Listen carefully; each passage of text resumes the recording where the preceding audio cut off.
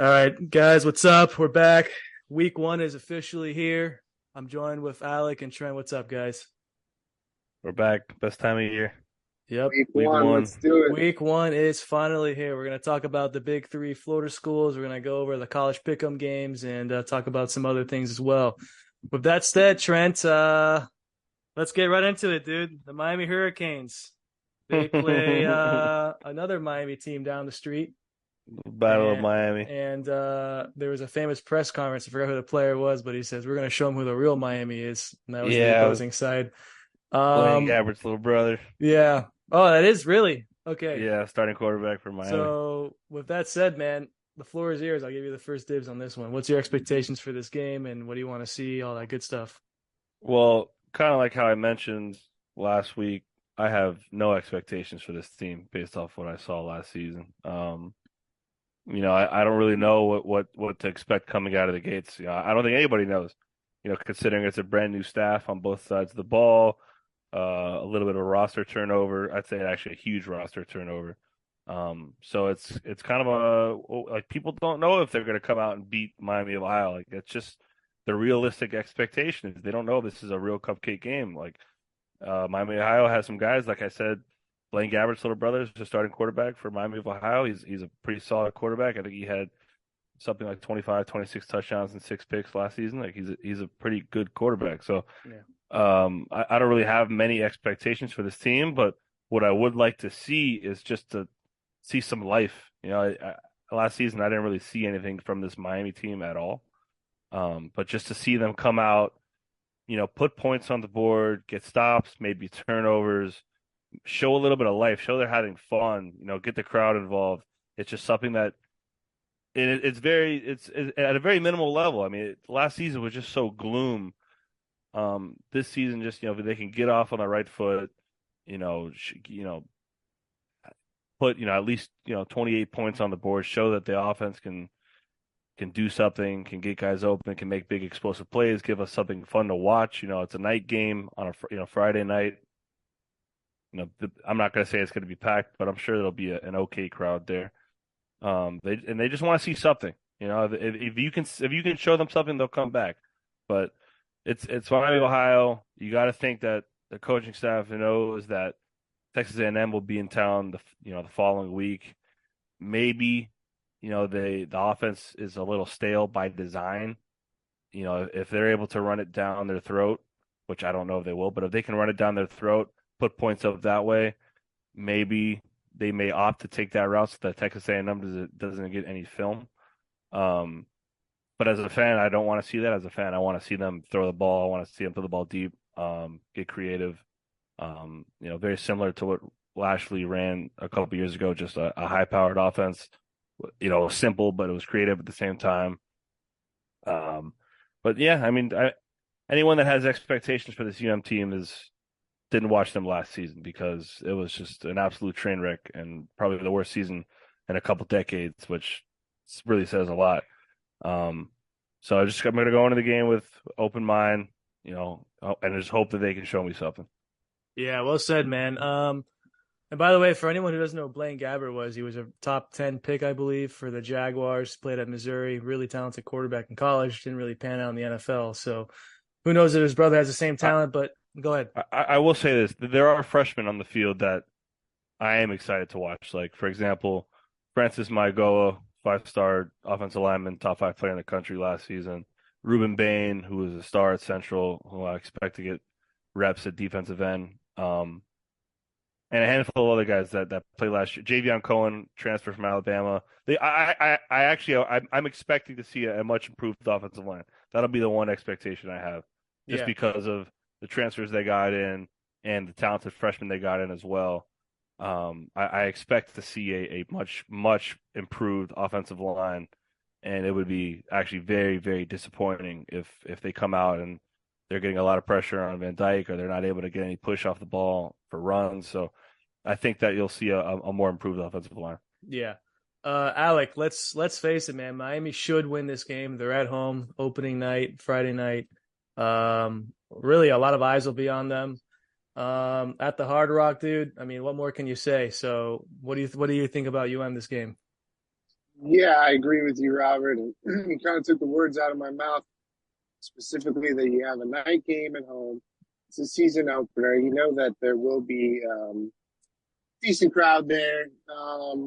It's obviously not a high caliber opponent, so maybe not as packed as the stadium could get.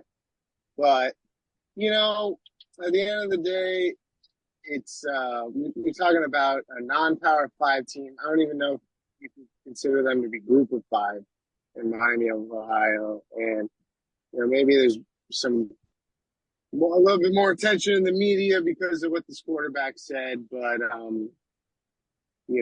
just think that in any football matchup, the team with the better players, the better coaching, is going to win the game. I think that first of all, he's a better coach than whoever the coach is at Miami of Ohio. And obviously, Tyler Van Dyke is a better quarterback than Blaine Gabbert's little brother. Those two things, head coach, play calling, and excuse me, quarterback, usually are decision makers in any football game, and will nudge a team to victory having that edge. So I'm just as excited, I think, to see Miami. I really do expect them to be a better team this year, and they have this opportunity, like Trent said before the A&M game, to kind of loosen up the hinges, shake off the rust a little bit. And I think Yeah. that they will do that. I expect them to cover whatever it is, 16 points Yeah. or so. And yeah, I think that, excuse me, you can hope that if they do get ahead early in the game, maybe score on the first couple of drives, then, like Trent was saying, you can limit your offensive play calling to pretty bare bones stuff so that you're not too exposed in the film room moving into next week. But I expect Miami to win this game, win it handedly, and just like previous years, the Canes will win a big one in week one against an inferior opponent, and everyone's going to be saying the U is back after this weekend. So just you watch. Just you watch. Yeah, man, you basically said all there is to say. Obviously, we're all based in Miami, but we all want them to win, and I just hope they have a decent year this year. My expectations are still 6 wins, but let's get to the first one. This is a game I do think they're gonna win, so give me Miami in this one. What about you guys? Oh, we're making picks. No, Oh, no, yeah. just for this game, yeah.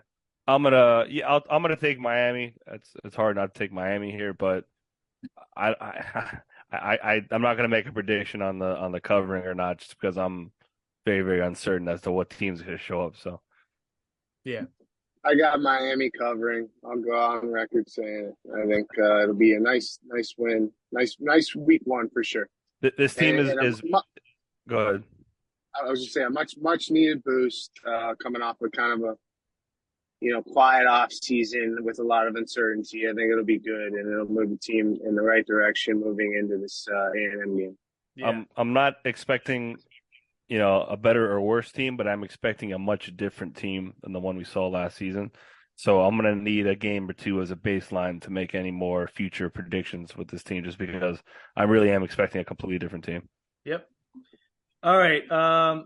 I did not expect to talk about this team second, but I'm going to bring it up because there is some pretty big news. But Gators play the Utah Utes, and I'm not going to say this is going to be an upset, but Cameron Rising is not playing. He's out. And in case you guys don't know who he is back home, he's one of the more better quarterbacks in college football. He's been there a while.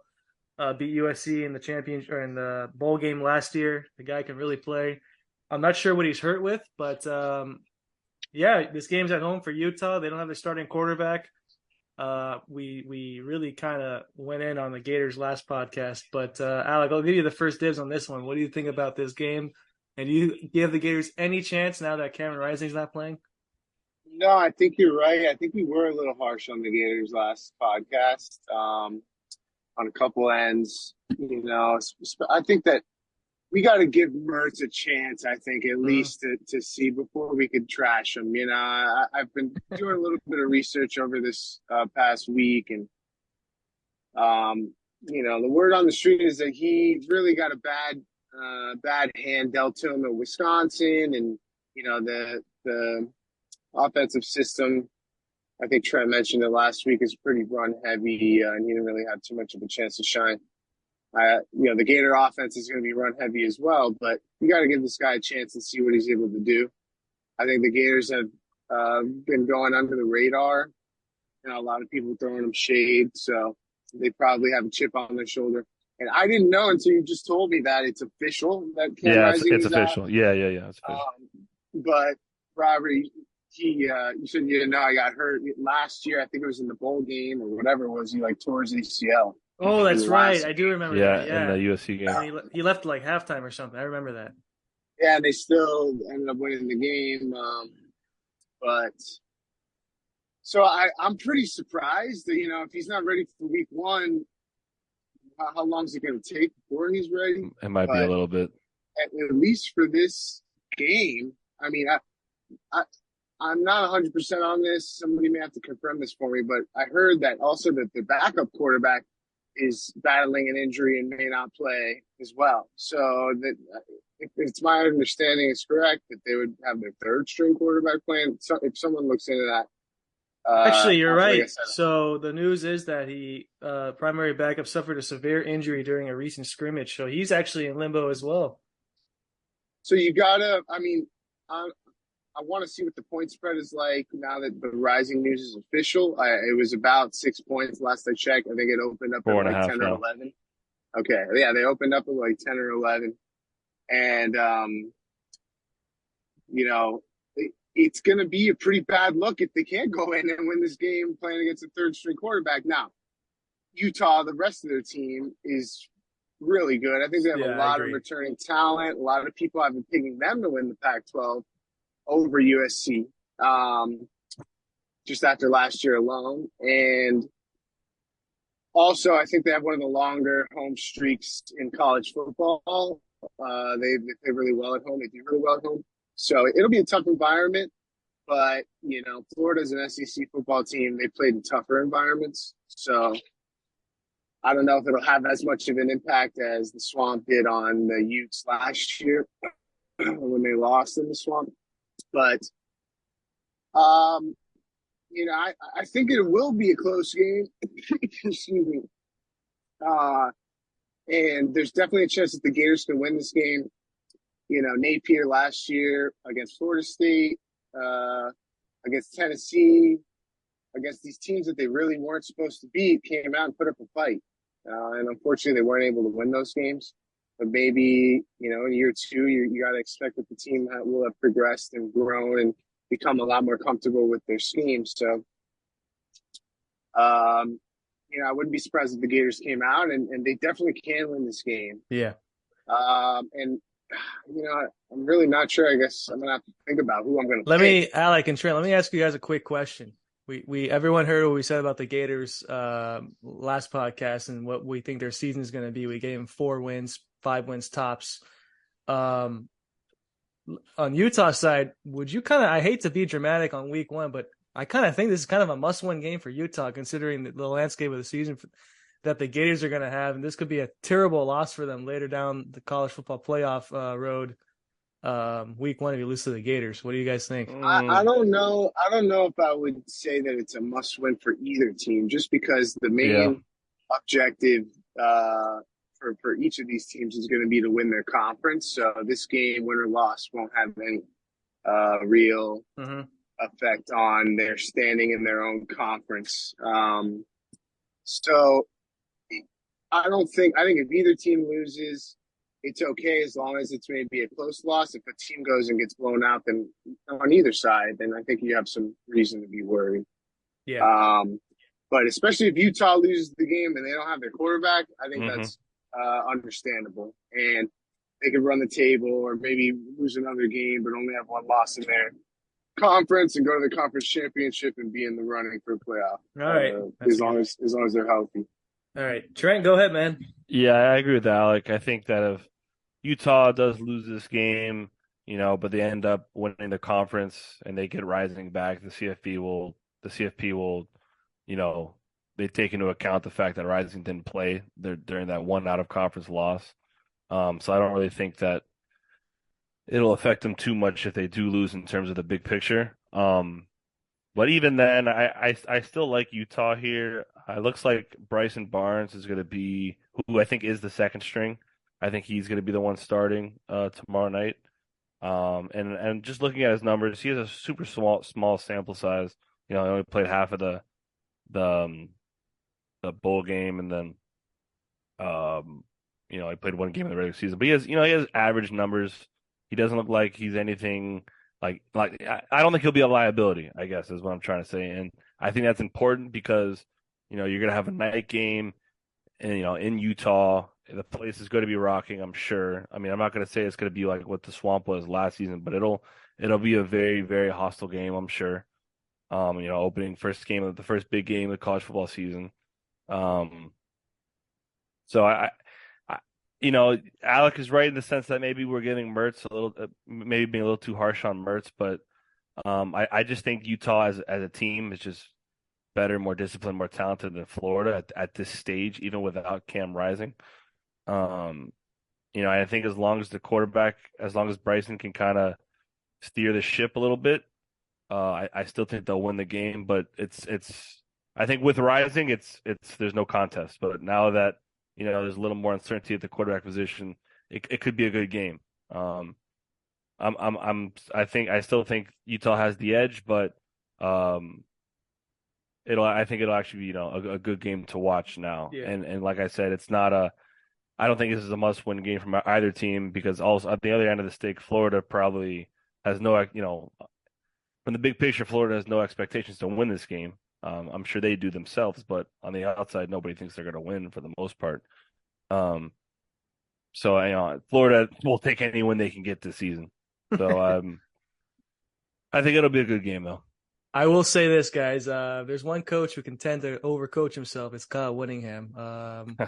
I mean, sometimes he has some crazy antics. He really takes a lot of gambles. We saw it last year. I mean, honestly, the Utah should have won last year in Gainesville, and they kind of choked that game away. Like I said, Whittingham does some questionable things sometimes where I scratch my head, and a lot of other people too. So I still think Utah's going to grind it out and get it. But man, it's going to be just got a lot more interesting. That's for sure. Yeah, for sure. Yeah. I didn't pick, I just realized, but I'll go ahead and pick Utah as well. But it's funny about the game last year, they were on the goal line about to score and they threw a pick in the end zone to lose the game. So, like you said, they did choke that game away. It was also Anthony Richardson's best game of the year. And in the Swamp. Yeah, and it was in the Swamp. Was the Heisman favorite after that game? Yep. I think you said he was going to win the Heisman after that game. Yeah, I did.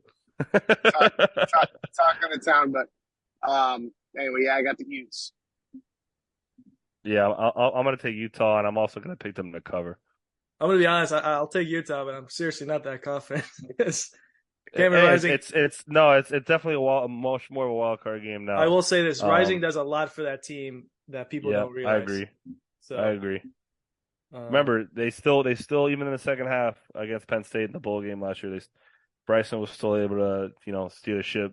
Yeah. And they're still able to pull it out. And for people listening at home, this is a legitimate NFL quarterback. I mean, you could play right now in the NFL. So Utah lost, didn't they? Oh, Penn State won. What am I talking about? Maybe I'll change my pick. No, I'm kidding. Bryson was all right. They lost to Penn State in the bowl game last year, but Bryson wasn't bad. He was just pretty average. Yep. All right, guys. We'll leave it at that. Let's get to game of the week, LSU FSU. I spoke very highly of FSU. They were one of my picks to get in the college football playoff. It was Trent's as well, and I know deep down Alec chose him too. He just won't say it. Didn't want to jinx him, but I'll speak on his behalf. Look, this was a great game last year. This is in NOLA. This year it's in Orlando. Trent will be going to this game. It's going to be an awesome game. I cannot wait to watch this. I've marked this on my calendar for a while. This is if FSU wants to go where I think a lot of people think they can go, they got to win this game.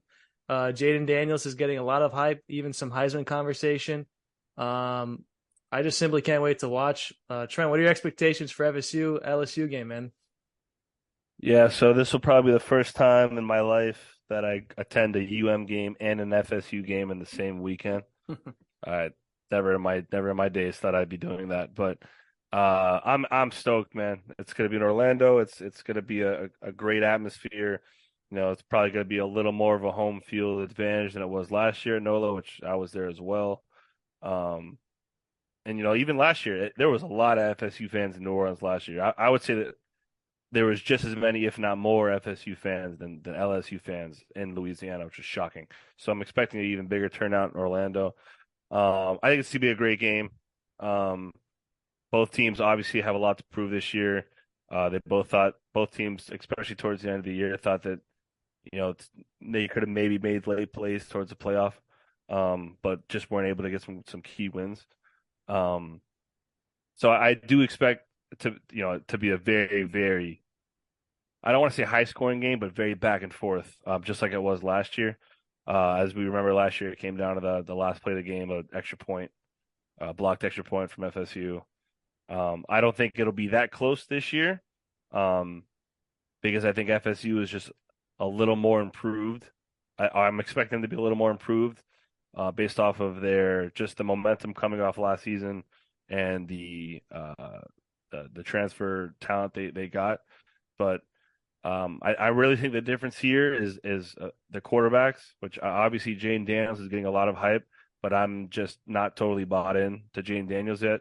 But I am bought into Jordan Travis, and I am bought into the offense that Mike Norvell has established at FSU. And remember, that was game one last year. FSU is leaps and bounds better than they were in week one of last season. Their offense has improved mightily. They picked up momentum after that game. They improved every week, and I expect them to be improving going into week one of this season. So I think the difference is going to be the quarterbacks, and for that reason, I like FSU. Yeah, guys, let me ask you a question. Obviously LSU lost to FSU last year, but what's the hype around Jaden Daniels? I don't get it. Look, he's talented, he's athletic. He's This is talented. a guy. He was good at Arizona State. He had some rep at Arizona State. Obviously made the big transfer to LSU. He had big wins last year. Yeah, but this is a guy who also choked away to Arkansas, lost to A&M. Yeah, exactly. So I mean, I don't know. Watching him play never really impressed me. Watching him in person against FSU last year, nothing really stood out to me. He made a couple plays, but I don't see it. I mean, obviously they beat Alabama. It was a huge win. Yeah, he had a great game that game, but just watching him play, I don't see it. But Yeah. Alec may agree or disagree, but I'm not completely sold on the Daniels hype. Alec, I'm not trying to throw shade on Jaden Daniels. Hell, he's talented, but I just don't get it, man. No, I mean, there's a lot of appeal to any dual threat quarterback in college football, number one. And he's a seasoned vet at this point. He's probably playing like his fifth year of college football. My thing in the past is that I always thought that he was a little bit overhyped and kind of overassumed that he would be able to make a big impact, or maybe he didn't come through on that expectation. But and another con might be he's not the most precise passer in college football, but neither is Jordan Travis. The thing about Jaden Daniels is, and I'll talk about this, I guess, when I get more into the game analysis, but he's just as shifty in the pocket, maybe not as shifty as Jordan Travis and making these crazy plays, but he ran for over 100 yards against us last year, and that was pretty much the only running that they had. I don't think they could really establish anything out of the backfield, and he kind of kept them in the game. Yeah. So I'll say that. I mean, I respect him. I think he'll come. He's a game manager. You're right. I guess he blew that. Yeah, I mean, he is good. He's a solid veteran. I don't think you can really take that away from him. Like he's good enough to to get you wins, but to be, top five in Heisman odds, I think is just a It's little too crazy. baffling, bro. Yeah, Yeah, I think he's number 2 right now. He yeah, might be. It's he just too is. much. That's why I'm just baffled by all this. Don't get me wrong, he's a good player, but I want to calm the brakes a little bit. But anyways, Alec, what do you think about FSU? What do you hope to see? You think Jordan Travis is gonna take huge leaps this year? I think we all agree on that. Yeah, well, he took a big leap last year, and we're hoping that he can continue on that. But this game, man, it's something that, like you said, it's been marked on everyone's calendars. I think since the clock struck 0 and we blocked that extra point, ever since that, from that second on, people have been anticipating this rematch. I remember leaving the stadium and hearing from LSU fans, "We'll see you in Orlando. We'll be there." And I have no doubt that they're going to travel and in mass and show up heavy to this game, just like we did 1 year ago. Just like everyone else, am expecting it to be a barn burner.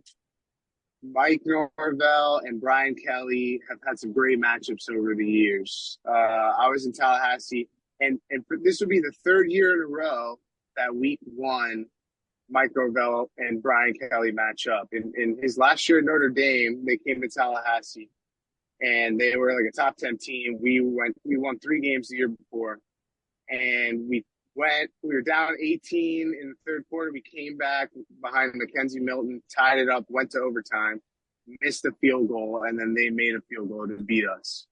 That was an overtime game. Last year, we had a handsome lead. We fumbled the ball. We fumbled the game away. We gave up a comeback. Unfortunately, we're able to block the field goal. A classic college football historical game and historical ending. So I'm anticipating similar outcome in this year's game. One of the things that's different about this year is that last year, although it was week 1, it wasn't Florida State's first game. So this will be our first game in the season. Last year, we played a week 0 game. Even though it was against a cupcake team, we were able to kind of try some things out, get a little loose and get in the groove. And LSU didn't have that luxury. So that's one thing that's different about this year. But I do think that, and I've watched that game probably 10 times on YouTube, based off of what I remember being in the stadium and watching that game over this past year. I really do believe that Florida State was the better team, by a decent margin last year. And we very well could have won the game by 2 touchdowns, and unfortunately, some things didn't go our way. And that's not to, discredit LSU, because clearly they were a really good team and made a great run last year as well. But the ways that LSU wins the game, obviously they have a strong run game and have Daniels run for over 100 yards again. I'm sure that would put them in a great position. And then defensively, they have Harold Perkins, number 1 linebacker, and some people would say defensive player. I forgot about Perk. Absolute beast. Totally Could be a top 10 Perk, pick by this bro. year. Yeah, Perk's He's legit. going to be a problem, and if he's able to kind of clog up the trenches. Last year we were very successful running the ball against LSU, and it may not be the case this year. Yeah. We also have a different running back room with Trayshawn Ward being gone. He played a huge part in that game.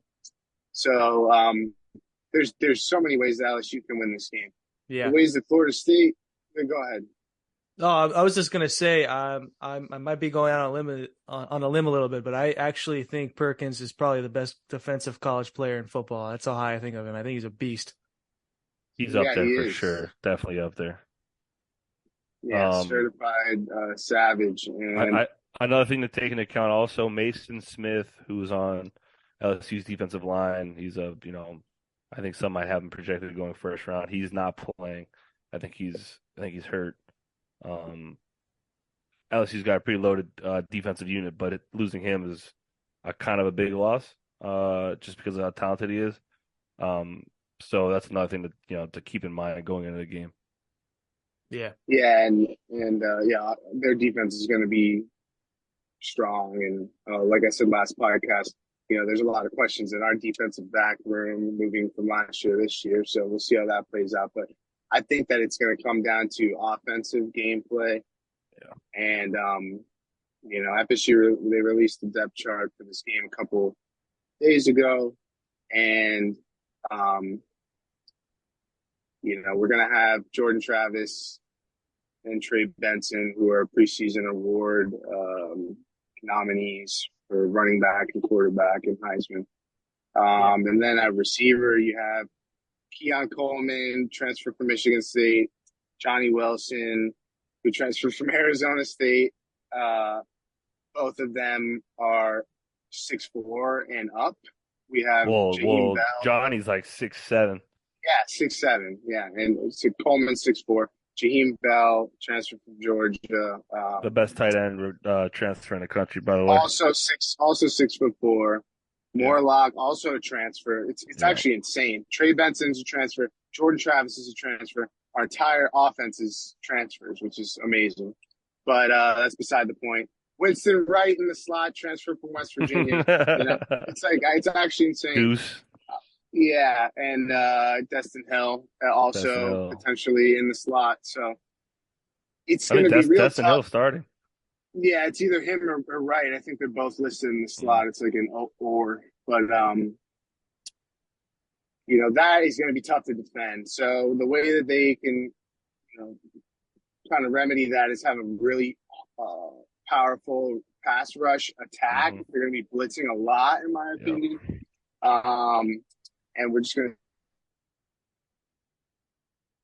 But, yeah, I could go on and on. This game could go either way, but I think that we kind of saw a glimpse of it last year. And moving into this year, I really do think that Norvell has Brian Kelly's number. And I said it last year after we won the game as well, that I believe that he's a great offensive mind. And Brian Kelly's had issues with him when we weren't good, and now we're supposed to be really good. So LSU 2.5 favorites, by the way. Yeah, LSU's favorite in this game. I think that you got to pick the Noles to win this game, regardless of the location of the game, even though I think that's going to help us out as well. I don't want to jinx it, but we have never lost a game in Orlando and Camping World or whatever other stadium that they had there. You just had to say so. Yeah, so we'll see. We'll see if what happens this weekend. But I think that going into the season, I had my eye on this game, and I always felt that we would pull this one out. Yep. And we'll see about Clemson a couple of weeks from now. But I think that the Noles will pull this one out. Yeah. Look, based off last year, how can you not be excited to watch this game? It's a great opener. It's a night game too. I can't wait to watch. I actually have FSU winning. So whatever their spread is, I'm taking it regardless. I think Jordan Travis is going to show out and show the world why he's going to be a Heisman candidate this year. I have big expectations for them. This is coming from a UM fan. So, yeah, man, just excited to see how they play. Trent? Yeah, I got FSU with the money line here. I'm a little surprised they're 2.5 dogs. Like I said before, I'm expecting to see a more even better offense that we saw in week 1 in NOLA last year from FSU. Especially with the new, like Alex said, all the transfer talent they got coming in. I think Keon Coleman and Jaheim Bell are just huge additions to that offense. I think Jaheim Bell gets actually slept on a little bit, probably by people outside of Tallahassee. You're talking about a super versatile, talented tight end. You could put him at receiver. You can line him up at tight end. You could put him in the backfield. He's an absolute talent. And Norvell should be licking his chops with a guy like Bell on his team. So, yeah, I like Florida State. Yep. And I'm going to say this. I actually think Florida State will probably win by at least 10 points or more. I just don't have the highest confidence in Jaden Daniels. And this is not throwing shade at him. I just get so pissed that he's the second highest Heisman candidate. And you're going to see after this game why he's not. So, yeah. Any last words, Alec? Yeah, don't associate me with that 10-point victory. That's all Robert. Yeah, sure. Okay. No problem. But it's gonna be an exciting game nonetheless, especially that it's in Orlando. I think there's gonna be a lot of FSU fans now that's kind of down the street from them. So I think FSU is gonna show out and they're gonna have quote unquote home field advantage in this one. Yeah, I agree. All right, let's this year for the people listening at home, we're gonna do college pick'em. So basically it's the top 10 games of the week mainly. And we basically make our picks, talk about the game. Saturday games, top 10 of Saturday top games. talking Saturday, correct. Make our picks, and then we go from there. Talk about the teams and what we expect, and then you can do with what we say, and you can make your own picks based off our judgment, or do whatever you want. But we can't wait to do it this year. So with that said, man, let's get to the first game. That's Fresno State against Purdue. Purdue's favorite here. Look, the Boilermakers, Purdue quarterback's on the Raiders now. He's playing pretty good. I think ultimately he's going to get a starting job there. But, well, what do you guys think about Purdue? Not going to lie, haven't done much research on them. But, Alec, I'll give you first dibs on Purdue and Fresno State. What do you think? So,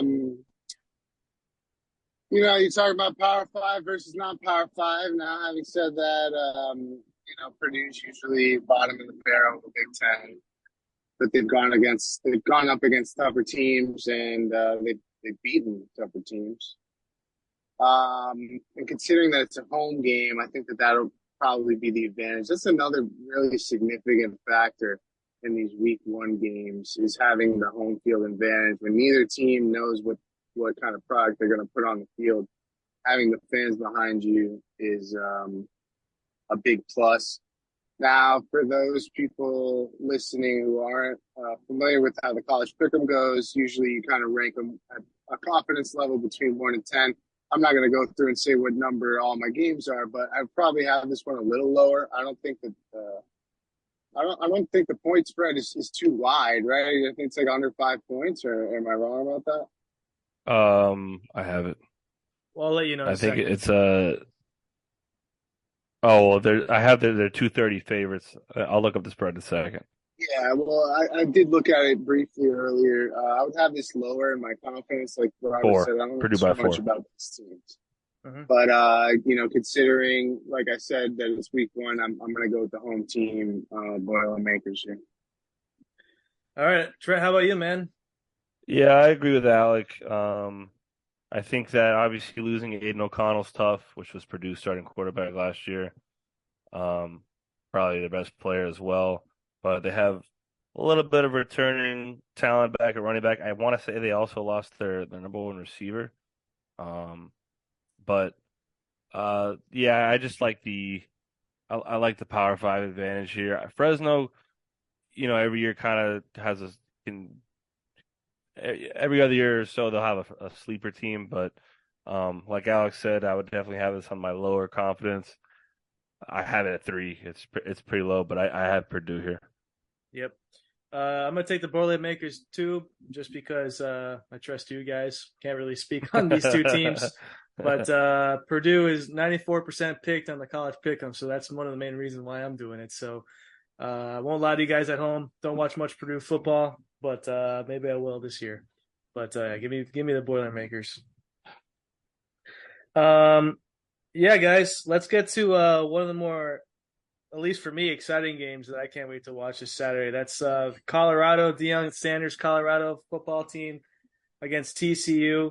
TCU is finally moving on from Max Duggan, who had an awesome year last year, shocked the world and made the college football playoff. And they have a new quarterback at the helm, Chandler Morris, who I think is pretty talented. Look, TCU's favored.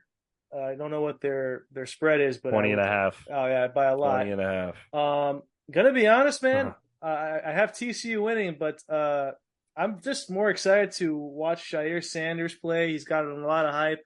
Some people think he could make a potential Heisman run. Look, there's a lot of noise going around Colorado, rightly so. I mean, Deion Sanders has already changed the program in this offseason. They got a lot of noise. Probably the most talked about team really this offseason. So I just can't wait to watch it. But Trent, we'll start with you, man. What are your expectations for Colorado and this game in general? Who do you have winning? So A lot of people were big on Colorado coming the season because obviously Dion and Shadur, Travis Hunter, a few other transfers. And, for good reason, they should be excited about Colorado. There's a lot of things that are changing in that program. And at the same time, TCU has lost huge production with Max Duggan and Quentin Johnston, most notably. Yep. So, that could be a sign for people to say, oh, could be a game for Colorado to come and make a name, steal a win against a heavy favorite. But TCU made a lot of plays over the offseason. They got a lot of transfers. They got Trey Sanders from Alabama, who's the number one running back coming out of high school. They got JoJo Earl from Alabama. They got Tommy Brockmeyer, which was an offensive tackle from Alabama. They got a lot of guys in the portal, and they kind of loaded up again. Now, I don't know if they'll get the same production at the quarterback position like they got from Duggan last season, but TCU is another force to be reckoned with this year. And while I think that 20.5 point favorite is a little rash, I think for now, especially because we don't know how Colorado's going to come out this year, I do think TCU wins this game pretty handily. Yeah. Alec, how about you, man? So last year, obviously, TCU goes to the Natty, gets the teeth kicked in, historic loss. And they lost a couple of their players, most notably their quarterback and their star wide receiver. So you got to expect that they're going to have some holes to fill and some kind of kinks to work out. But Duggan was obviously a huge part of the team. He's a super gritty guy. He'll compete to the end of the game, give you everything he's got. But, it's Sonny Dykes is the reason why they got to where they were. It was his first year as a coach there, I think, or maybe second year. I want to say first. That was the first. No, that was his. Oh, you know what? Yeah, it was his first year. It was his first year. After he had a, sloppy exit from SMU, he leaves, goes to their arch rival TCU, and takes them to the national championship. This guy is a special head coach, and like I said earlier in the pod, coaching is actually a big deal and will decide a lot of these games.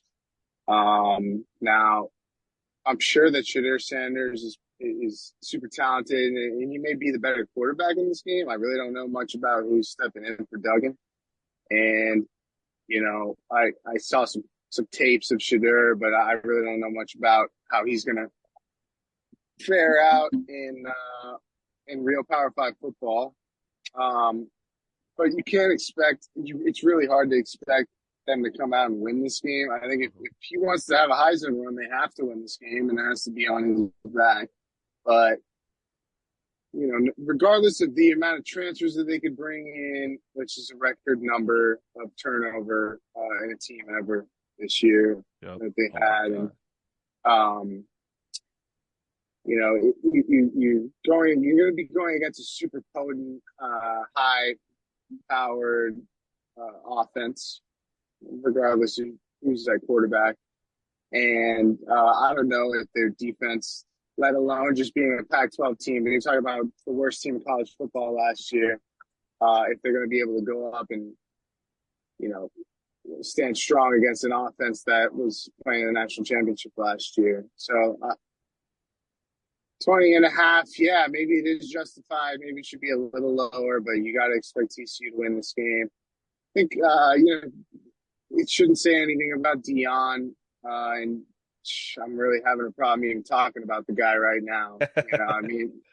Me and Dion got serious beef. FSU fans at home know exactly what I'm talking about.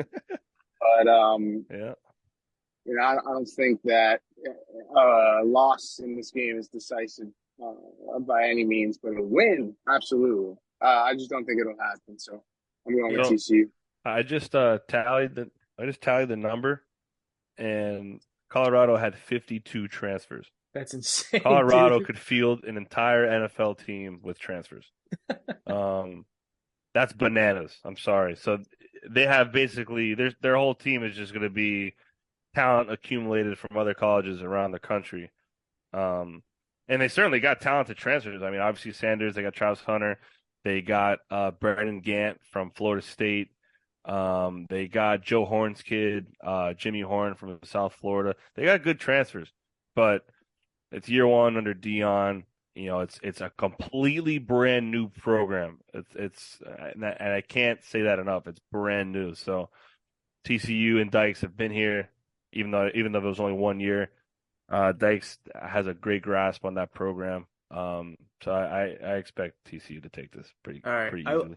I will say this. I have TCU winning, but I'm going to play devil's advocate here for Colorado. If Shadir Sanders is the real deal and he is getting the hype that he deserves, we all know if you have a quarterback, man, anything's possible. We saw it with a lot of teams over the years. Yeah. And I know this is in Texas. I agree. But And man, he's got enough, I think, talent around him to the fact if he's good enough that they can succeed and make some noise. Like I said, he's got Travis Hunter he could play both ways easily. Mm-hmm. So that's your wide receiver one right there. So if Sanders is good enough, like if he's as good as people Heisman, say is, Heisman finalist caliber player, then yeah, Colorado, because sky's kind of the limit. Yep, I will say anything is possible with a legit quarterback, but I still have TCU winning. Alec, last words on that? Yeah, only that Dion did have instant success when he came into Jackson State. Maybe a little bit easier to do it. I think the talent pool is a little bit more equal in the SWAC. There's not too much of a gap. But here, like I said, you're going against a team that knows how to win in a system that's proven to win. And there's just a lot of unknowns in Colorado. So I anticipate that TCU will win and probably win big. Yeah. All right. Let's get to Cal, North Texas. We're not going to talk too much here. California, don't know much about them this year. Not going to sit here and say I watched North Texas either, but I would assume California is heavily favored in this game. They're 91% picked here on the pick'em. I'm going to take California. Don't know much about them. That's just my gut instinct. Trent, what do you think? They're not heavily favored. They're at 6.5 favorites. Okay. Cal hasn't shown a lot over the last few years. North Texas has actually produced some pretty good teams over the years. So I would not sleep on this game. I actually have this as on the lower scale of confidence because North Texas is not a bad program. I did pick Cal here, but I wouldn't sleep on North Texas in this game. Yep. Okay, Alec? Sorry, I was muted. I have Cal as well, but they're if not, they're definitely bottom of the barrel Pac-12. But as a program, I think they're probably one of the worst programs in the Power Five in general. And like Trent said, North Texas may be on the higher end of whatever division they're coming from, conference. So I think that's maybe one of the reasons why the spread's a little closer. But and I was looking at it looks like North Texas is at home, or is it a neutral site or something? I don't know. It's I think it's in North Texas. Yeah, which I don't even know what kind of stadium they're working with. It's real tough to make these picks week one. I mean, obviously, yeah, Trent and I know a lot about Florida State, Miami, Florida, and some of these big name teams. But it's going to be tough for some of these smaller schools getting a feel in week one. I'm going to go ahead and pick Cal. Yeah. Just because, like I said earlier, with a previous matchup, you're talking about a team that goes up against a lot tougher teams, and North Texas, maybe they have to go against tough teams as the cupcake game and these tough team schedules. But, I think that Cal is probably going to be more equipped to win this game. Mm-hmm. All right. Yeah, that's it for that game. Let's get to the next one. That is UTSA against Houston. I'm a little bit higher on Houston than most. I don't think they're going to do anything crazy, but they have a quarterback named Clayton Tune. He's a senior. I really like senior quarterbacks in general. I think they could have a decent year this year. I think they're kind of getting overlooked of how bad people think they can be, but I think they're going to be better than what most people think. So I'm going to take Houston here. So people sleep on UTSA football, including myself. I did last year, but these guys show out every year, Yeah, especially you're right against about Houston. that. They are 1.5 point favorites this week against Houston. And I'm going to pick UTSA. It's 1 on my confidence level, meaning I'm the least confident of all 10 games. But this game really is a toss-up to me. But UTSA always brings it week 1, and it's usually against Houston. So um, don't sleep on the Roadrunners. I got UTSA. All right. Alec? So Houston, Dana Holgerson's the head coach, I believe. They had I think pretty statistically speaking, solid offense last year. They had Shannon Dawson as their OC, who's now the OC of Miami. And we'll see if how much of a missing piece that'll be in their offense this year. But you're right about UTSA. They won their conference last year, I'm pretty sure, Conference USA, which, yes, it's a lower conference, but they were pretty dominant. Yeah, I'm pretty sure. Yeah, I don't think they lost a game in their 11-3 conference overall. at some point. I think they were ranked in the top 20 to 25 range in the country. So, don't let the name fool you. I think that they'll be a solid team this year. But I like Dana. I've gotten to watch him a lot over the years. And he's head coach at West Virginia. Had some really good teams and also some really bad teams. But they're going to be the home team in this one. And you got a Texas rivalry, so I'm sure it'll be a good one. But I'm going to pick Houston in this game. All right.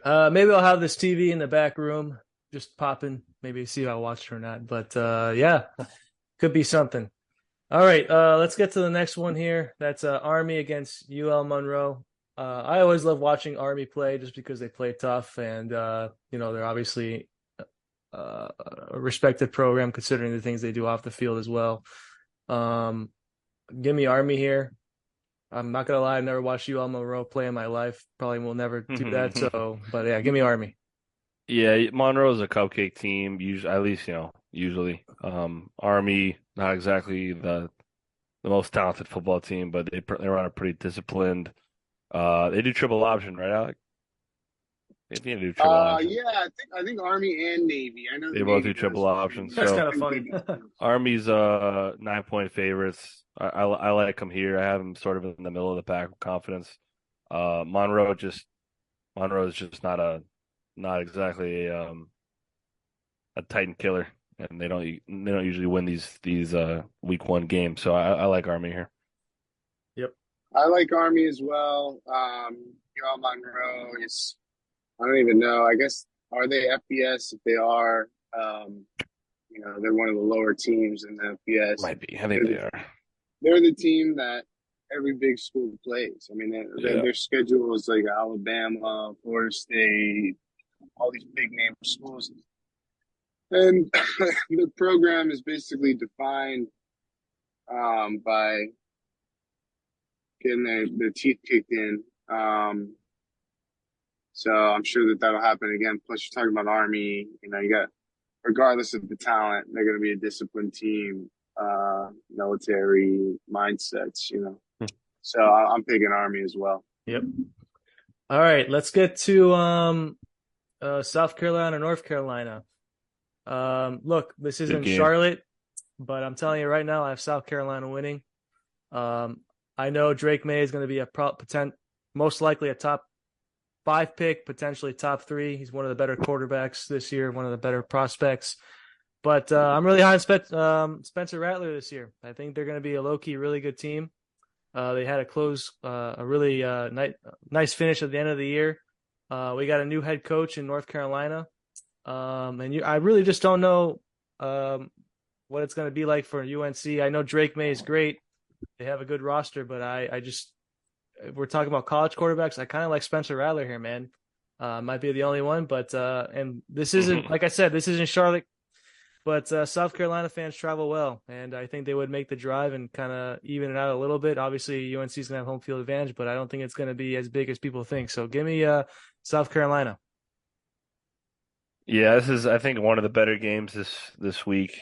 I thought these guys play each other usually the last game of this. No, I guess that's Clemson or South No, they Carolina. don't. Yeah, they play That's North Clemson, Carolina South plays Carolina. NC State. Yeah. Okay, that's right, that's right. So, um, I like North Carolina here. It's a two. They're favored by 2.5, but Drake May. This is another. It's gonna be another duel of the quarterbacks with the May and Rattler, and I just think May, coming off the year he had last year, he is a legit Heisman candidate. At least preseason Heisman candidate. Um, I expect him to be even better than he was last year, and he was ridiculous last year. So, Yeah. I like UNC at home. I think that it's just going to be a little too much. I think they're a little too talented on offense for South Carolina, but I think it's going to be a slugfest. Yep. Alec. So this is the College Game Day site is where College Game Day is going for this game. I think it's the Oh, premier game of Saturday games, and it's in Charlotte, which is a neutral site. Yes, it's in North Carolina, but it'll be a neutral site. I'm sure it'll be a nice 50-50 split. So, going back to what I keep saying, coaching and quarterbacks. You have up and coming, but seems to be somewhat established now after last year. Head coach in Shane Beamer, son of Frank Beamer from Virginia Tech. Had a great season last year. I got to see them in person play against Florida and actually get demolished. I think they lost by 2 touchdowns to Florida. But then right after that, they responded. They went and beat Clemson. They also won their bowl game, I believe, which was against a big team that they weren't supposed to beat. They beat a couple of teams towards the end of the year and had a really strong finish. And that momentum, I think, is going to carry on. I've given Rattler a lot of crap over the last couple of years, I think, because he was very overhyped. I mean, he was clearly they said he was a Heisman candidate when he was at Oklahoma. And while he may dress like a Heisman candidate and talk like a Heisman candidate, he never really played like one. But I think that he's come a long way, and he's definitely. I think he's also probably going to be in his 5th year of college football with the transfers and everything, and if not his 4th. He's been around the block a couple times. And Drake May is obviously a younger quarterback, hoping to explode this year. But I'm picking South Carolina to win this game All right. because a couple of things. One, defense. I think South Carolina has a better defense. Even though FSU kind of plucked a couple of players from them over the years, they got a better defensive play in the SEC. And also, North Carolina is not known for their defense. They're actually known for having a terrible defense. And their offense is usually what ends up winning them games. I've said this, last year in Mac Brown's first year. I think this is now his 4th or 5th year in North Carolina. I feel like, he should have never came out of retirement. And, I think he's kind of washed up as a head coach. But for some reason, they find a way to win 10 games every year. But one thing that's consistent is they tend to start the season out slow. I think they've lost some ugly games at the beginning of the season in previous years. And I wouldn't be surprised if history were to repeat itself starting this year, and then maybe they kind of pick things up and make a run moving on into the season.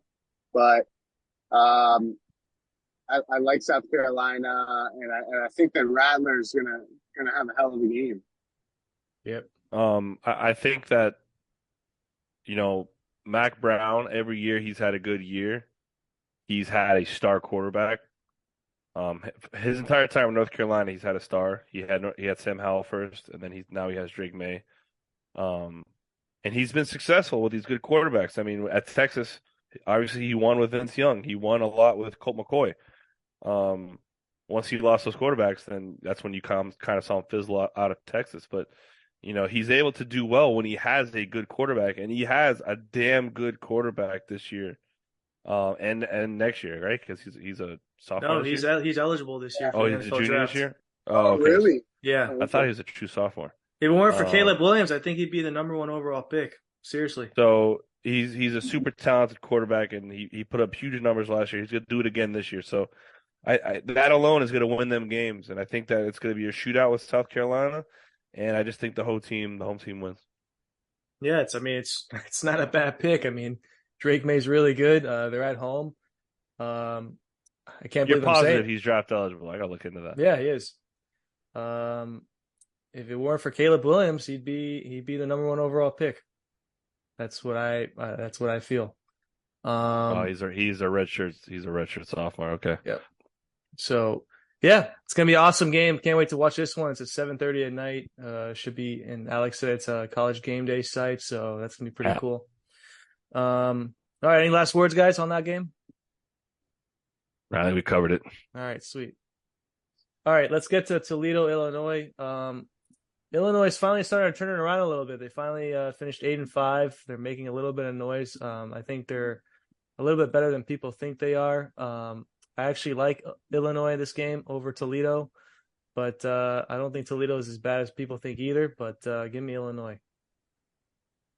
Yeah, I also like Illinois here. I also agree that you should not sleep on Toledo. They have a very well-run offense year in, year out. Jason Candle's their head coach. He's a pretty sharp offensive mind. I know Mario has wanted to get him in Miami 2 years in a row, and has been unable to do so. But so I expect Toledo to put some points up, but I still like Illinois here. I just think Illinois has gotten better over the years. Um, I think they're 9-point favorites, 9.5-point favorites. Yeah, I have them winning. I have them on on the higher echelon of confidence. Alec? Trent took the words out of my mouth about Candle and also with Robert, you were saying that they did have a solid year last year. I think they'll be able to build on that, and they may be able to pull out like a big upset moving forward against one of these Big Ten teams. I don't know exactly who they play, but it could be one of those big name teams like Penn State, Ohio State, stuff like that. You never know, and especially with Ohio State. They always seem to slip up against a crap team at least once a year, and either almost lose or lose. But with regard to this game, I think that Toledo is also a really good team. They were super dominant in their conference, which I think is the MAC last year. And their defense was really good last year. I think it was up there in total defense in the country. So that'll be interesting to see how that plays out. But I'm going to pick Illinois to win this game. Yeah. All right, that's a sweep there. All right, let's get to West Virginia at Penn State. Penn State's ranked number 7. They're a top 10 team. Obviously, we all know who's there. Manny Diaz is the defensive coordinator. Why am I blanking on the head coach's name? James Franklin, right? Alex Yeah. Boy. Yep. Yeah. Alex's best friend. Look, Penn State has high expectations this year. Every time I think of West Virginia, I always think of Pat White. But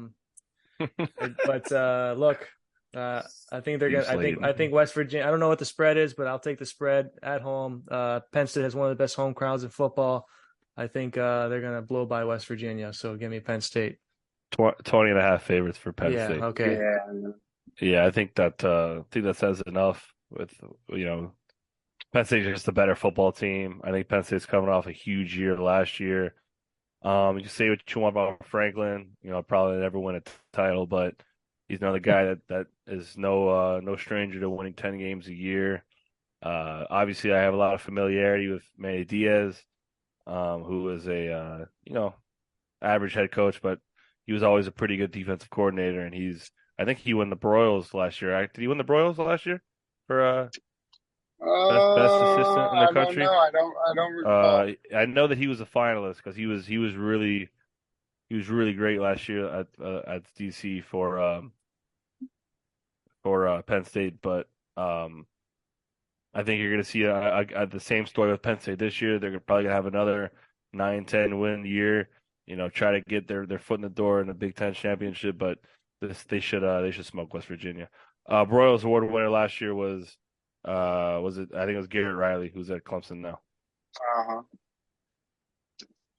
Yeah, well, James Franklin, and this is just my opinion, James Franklin is a bum. A very expensive James Franklin, a James Franklin coach team will never win the Big Ten, and they will never win a national championship. What is That's the my reason? opinion. What is the reasoning behind that? Just curious. Because I've watched him coaching for a very long time, and he's had teams that were capable. He's had quarterbacks that were capable. That team where they had Trace McSorley, I think, was a phenomenal football team. Saquon Barkley, dude. No, he had Barkley. I wouldn't use McSorley as the example. I would use Barkley as the example. Okay, well, the point is they had talent over the years, and they had opportunities to knock off Ohio State or Michigan. And I want to say every chance that they've had under Franklin's reign, they've blown it. And there was a year where they lost really close to Ohio State. I think it was came down to the wire, and they folded at the end of the game after having a late lead. I don't remember which year that was exactly, but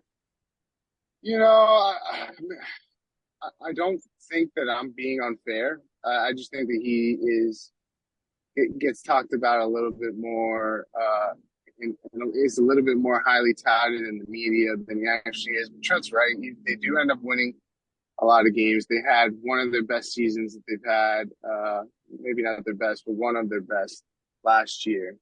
And but I just don't see them doing any better than that. But West Virginia is who they're playing this week. And while he may not win a championship or a conference championship, I believe that he will win this game. West Virginia is one of the worst Power 5 teams in the last couple of years. But I think especially last year, they had a terrible season. I don't think they have much to show or much to keep their hopes up for moving into this season. I think the spread's justified. I think that Penn State covers and maybe wins by 30 points. Yeah. So I'm going to pick Penn State here. And we'll just watch the season unfold, and we'll be able to come back to this podcast and say, "Oh, you're right, Alec." No, it's not that I don't disagree with you, but look, they could be ranked whatever they want. They could be a top 5 team for all I care.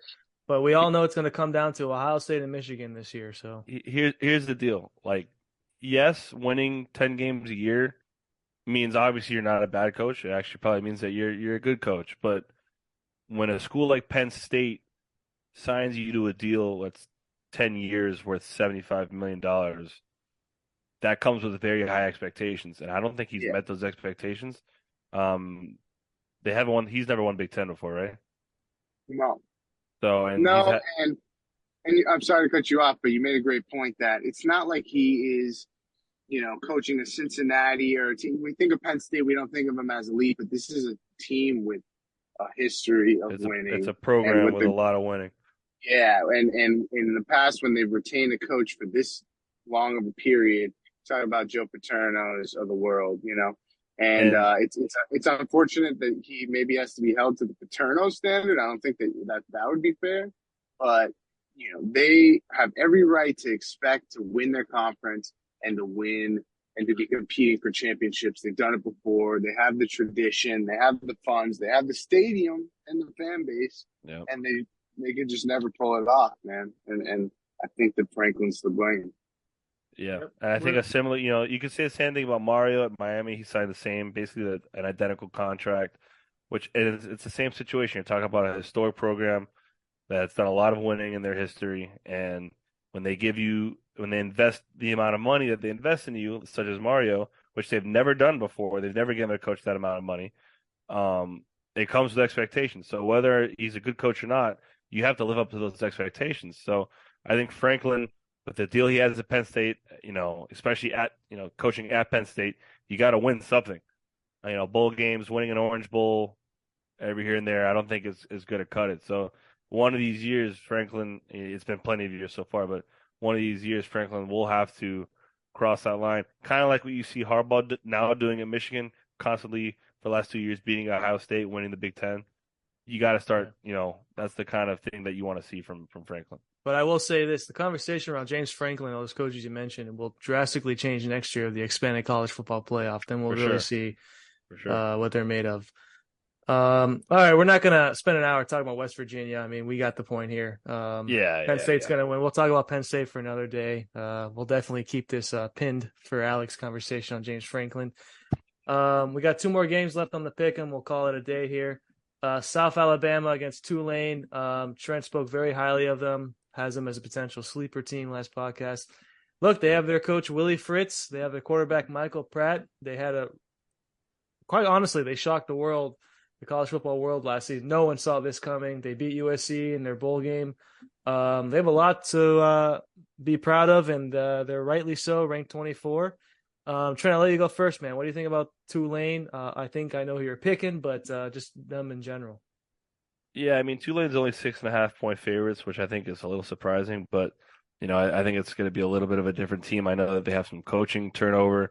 I know that their defensive coordinator is no longer there. Then they hired Lance Guidry, who was there for about a month, and then he left to go to Miami.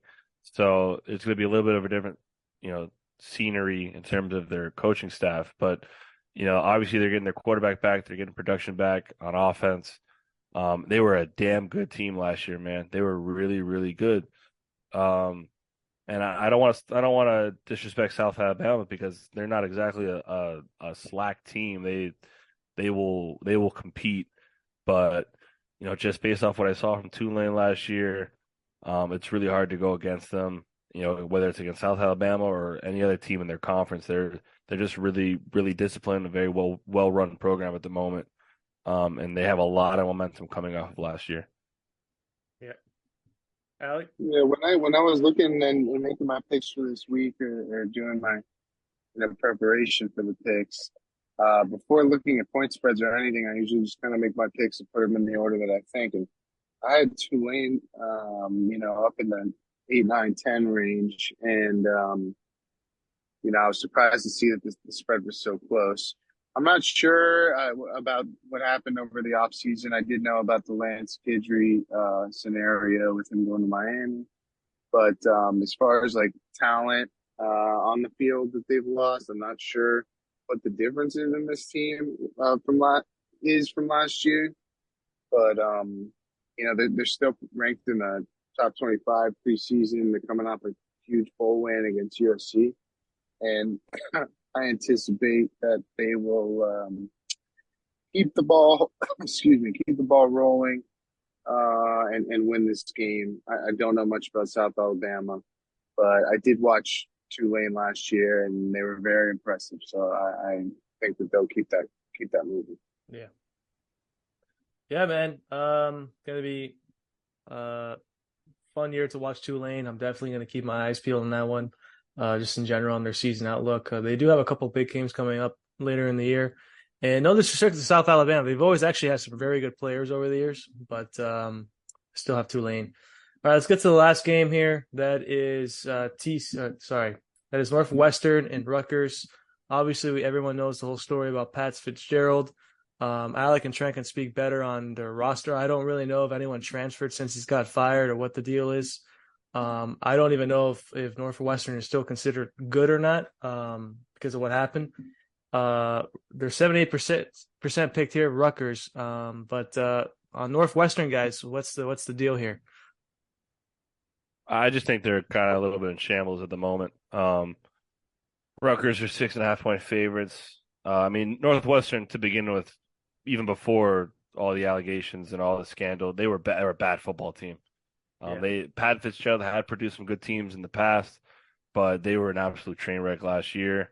And now with this whole story coming out about the hazing and whatever, it's just it's gonna be hard to see them win a lot of games this year. And Rutgers historically, hasn't been the best team, but I think that they had a much improved season last season, if I recall correctly. Alex may correct me on that, but I do like Rutgers here, but more the fact that Northwestern is an absolute train wreck, and it's going to be in New Jersey.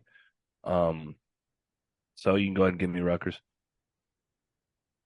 Yeah, it's like, man, you really took like the words out of my mouth verbatim. I was going to basically hit all those points, but Northwestern has had good teams in the past, and Pat Fitzgerald he's a good coach, I think, considering the team and the talent that he had to deal with. They put up some good fights against the big name teams in the Big Ten, but they were pretty terrible last year with him.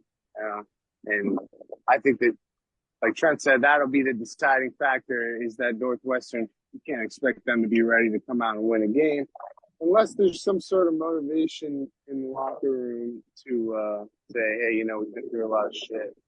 Let's come out and make something happen, for us. But Rutgers, their head coach is Greg Schiano. NFL experience. He's done actually a pretty good job. Been there before. He's done a pretty good job of building this program, up to where it is now. Obviously, they're not at any sort of an elite level in their conference, but I got the Fighting Schianos in this one. I think Rutgers will win this game, no problem. I wanna correct something I said. I said that Rutgers might have had a more improved season. I was totally mistaken. They got blown out like a lot last year. They were really, really bad. I mean, their only notable wins were Boston College and Indiana. They basically lost to everybody else. Yeah. So Rutgers is also coming off a really horrendous season, but still, I think that Northwestern is in a worse spot, and because of that, I still like Rutgers here. Yep. I don't know. Does Greg Schiano still do that BS at the end of the game where the player's kneeling, he runs to the line, and they tackle the quarterback anyways? He was pretty famous for that. But I've never seen that before. I don't know. I've never seen that before. Yeah, he used to do that in the NFL and got a lot of crap for it, and did it in college as well. But anyways, give me the Rutgers here. I do agree with Trent and Alec that he does do pretty good considering the circumstances he's dealt with there. So, give me the Rutgers. That's it for the pick'em games, guys. I want your quick thoughts, really quick, on two teams. Let's start with the first one. USC. They won the other night. I texted you guys at halftime of that game with a meme, and it was a lot closer than people thought. They ultimately pulled away and won that game. But any concerns for you guys so far in USC and how they looked the first half, or you think it's just rust? Go ahead. I think that there's concern on the defensive end. I mean, it was week one. And no team is going to play their best game of the year in the first week. So, you got to give them the benefit of the doubt in that aspect. I mean, nobody was expecting them to be up by, what was it, like only a touchdown at the half. But they were still able to pull the game out and pull away and win pretty big. So, it was interesting, but I don't think it is indicative of too much for USC. I think they'll be just fine. The real question is later down the road against these teams, these Oregons and Utahs and Washingtons or whoever else they have to play, how they'll show up defensively in those games. Hopefully they'll have something figured out by then. Yep. I wouldn't say I agree with Alex said it's not indicative, but if I were a USC fan, I would be a little concerned. That's not the kind of defensive performance you kind of want to see.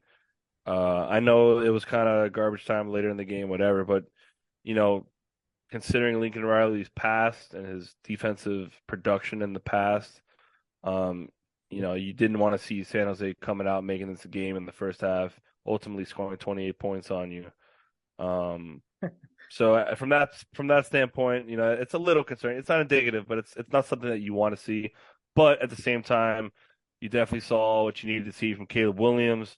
It was probably nice for them to get Miller Moss in the game, another highly touted recruit. He did okay. And then you're going to see the explosion of Zachariah Branch this season, who is their number one receiver in the country coming out of high school this year. He's with USC this year. Had a great game against San Jose State. Had two big kickoffs. Just was making plays the whole game. I think you're going to see a huge surge from Zachariah Branch this year, potentially being his best weapon. You could put him in the backfield. You can throw him wheels. You can throw him anywhere in the field. Like, he'll make a play. So I think he's going to be a force in the Pac-12 this year. But they got to clean up their shtick defensively, because it's just not going to cut it against the good teams. Yeah, but that's always been the knock on Lincoln Riley teams, his defense. It wasn't a pretty sight the first half. I thought it was pretty funny, but look, they won the game. It's week 1. They haven't played in months, so I'll cut them a break. But yeah, I thought it was pretty interesting. And last, before we go, tomorrow Nebraska plays Minnesota. The Mhatt Rhule era officially starts. Had a great time and a great year at Baylor. Transferred to the NFL in Carolina. Did okay, not great. Ultimately got fired. Now he's at Nebraska, which has a really rich history of football there. It's always good when Nebraska's good in college. What are your quick expectations under the Mhatt Rhule era overall? Alec? I expect big things. He does have, although it didn't really work out in the NFL, he does have massive success on his resume at the college level. He built up, or he coached this Baylor team, took over when Art Briles was booted out, and that they were winning the Big 12 every year, competing for the playoffs when he was there, and that was one of the reasons why he got his pro job offer in the first place. I think he's a phenomenal coach, and I think that they're going to be doing great things, and that there's potential for them to have a great first year. You're coming off of previous tenure with Scott Frost that was ended pretty ugly, and it started pretty ugly. It was never pretty.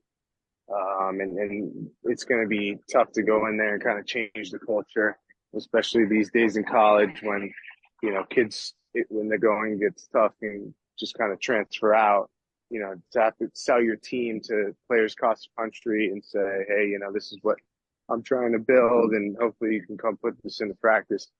So I don't know. But I think that they'll have a good year, but Minnesota's a good team. And PJ Fleck is a great coach. And I'm not sure who is the home team in this game, but I think it's Minnesota.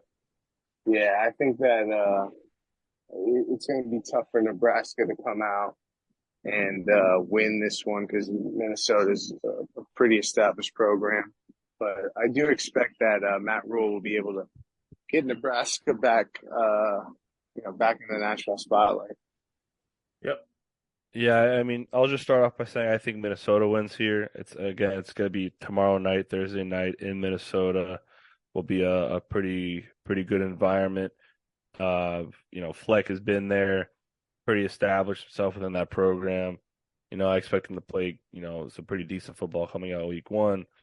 But for Nebraska, it's kind of similar to Colorado. They're starting. It's going to be brand new, man. It's going to be a completely different culture under Rhule, different system, different coaches, different everything. So, that you can't expect a whole lot, especially week 1 of the very first year. He did get some good transfers. Jeff Sims from Georgia Tech is now the starting quarterback in Nebraska. He's a guy that has shown that he can make plays. He's not the greatest quarterback, but he's a guy that can make enough plays to win you games. They got Corey Collier from Florida, also my alma mater, Palmetto High School. I guess our alma mater. And then, unfortunately, it's a flop now, but they got Eric Gilbert, who was the number 1 tight end in high school, and he just got arrested for stealing $1,000 worth of vapes. So his career is kind of done. But he got I think I see he got 12 incoming transfers. it's just gonna be a slow grind. I think out of the gate. I think if they lose some games, they don't have the most successful season. That shouldn't be discouraging. I think that Nebraska's got a long road ahead of them, but I do think that Rhule was the hire and a guy that can get them back on track. Yeah, I think it was a home run hire. I think you just got to temper your expectations. It's really hard to build programs up, considering what Nebraska's really been through the last 5-6 years. The Scott Frost era was just a complete travesty. But look, Matt Rhule is going to come in. I think he's going to do a great job. I think they can get 5-6 wins this year. That'd be a major W for them. And I think like 3 or 4 years down the road, I really think they could be a real team. So I just think you should have some real expectations. But man, that was a great hire for them. So just looking forward to seeing them play again. Yeah. All right, guys. That's it for week 1. Thanks for listening. You can catch us on the 5 Reasons YouTube channel, our podcast, Sports on the House, and also the 5 Reasons podcast, all on Spotify and YouTube. Like always, we'll be back on once or twice a week, depending on all the stuff that's going on in college football with Trent and Alec. So can't wait to do this, guys. Week 1's here, dude. We're back. Finally, it's finally back. Let's do it.